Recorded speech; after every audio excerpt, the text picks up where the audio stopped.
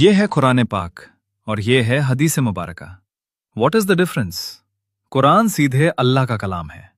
इसका एक एक लफ्ज हू बहू अल्लाह की तरफ से हुजूर सल्लल्लाहु अलैहि वसल्लम पर नाजिल हुआ, जबकि हदीस हमारे नबी करीम सल्लल्लाहु अलैहि वसल्लम के कहे हुए मुबारक अल्फाज, उनके काम और उनके जिंदगी के जीने के तरीके सुन्नत का नाम है।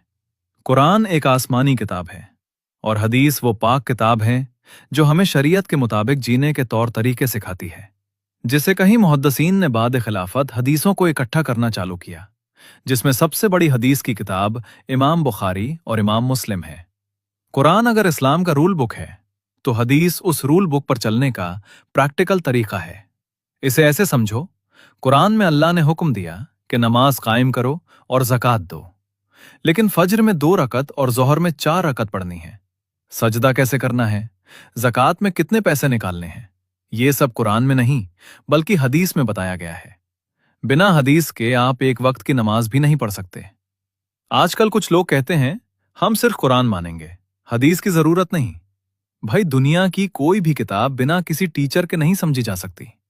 कुरान अल्लाह की वो मुकद्दस किताब है और नबी सल्लल्लाहु अलैहि वसल्लम की हदीस उस किताब को समझने की इकलौती चाबी है।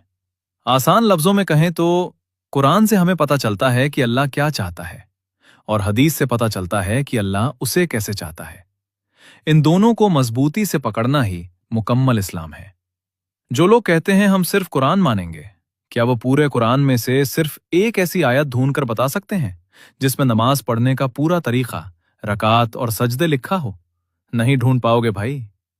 अगर आज हमारी जिंदगी से नबी सल्लल्लाहु अलैहि वसल्लम की हदीसें और उनकी सुन्नतें निकाल दी जाएं, तो हमारे पास सिर्फ कायदे बचेंगे, मोहब्बत नहीं।